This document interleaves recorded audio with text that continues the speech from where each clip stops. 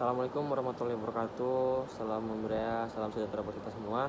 Perkenalkan, nama saya Aji Faris Ibrahim dengan NIM 9120-25074. Saya mahasiswa Politeknik Negeri Balikpapan, jurusan Teknik Mesin, Prodi Alat Berat. Di sini saya ingin menjelaskan rangkaian sistem kelistrikan untuk mata kuliah Sistem Penyejuk Udara. Langsung saja.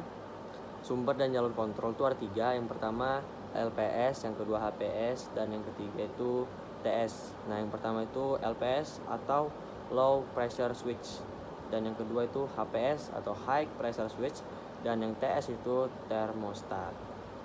Jika semua dalam kondisi normal, diteruskan ke relay blower, relay motor fan, dan relay magnetic clutch.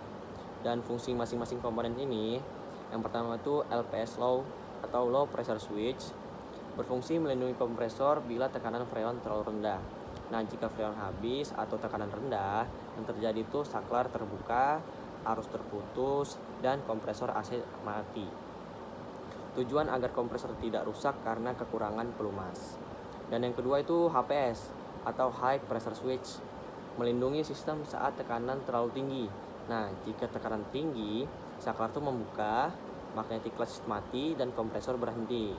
Biasanya terjadi bila kondensor kotor, kipas mati, atau freon berlebih. Dan yang terakhir itu yang ketiga itu termostat, mengatur suhu evaporator.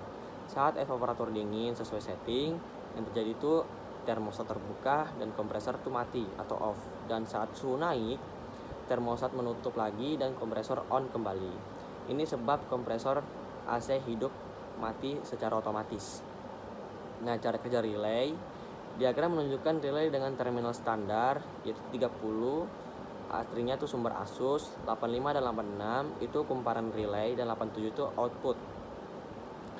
Ketika kumparan relay mendapat arus, yang terjadi kontak 30 dan 87 itu terhubung dan beban bekerja. Terus motor blower. Bagian kanan atas adalah motor blower kabin.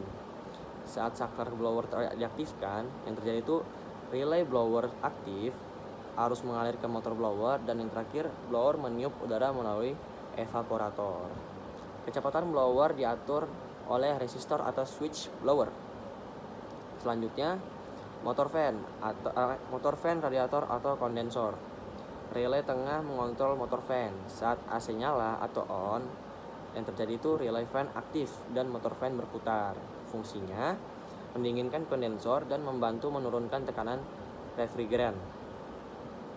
Selanjutnya magnetic clutch kompresor. Relay bawah mengontrol magnetic clutch. Jika tekanan normal, termostat meminta pendingin dan AC switch on, maka relay aktif. Dan magnetic clutch menarik puli serta kompresor mulai memompakan refrigeran. Jika salah satu pengaman membuka, clutch terlepas dan kompresor berhenti. Urutan kerja sistem secara singkat. Saat AC dinyalakan, kontak switchnya itu nyala atau on, dan yang LPS, HPS, dan termostat itu dicek. Jika normal, seperti blower hidup, motor fan hidup, dan magnetic clutch aktif, kompresor bekerja dan udara dingin keluar dari blower.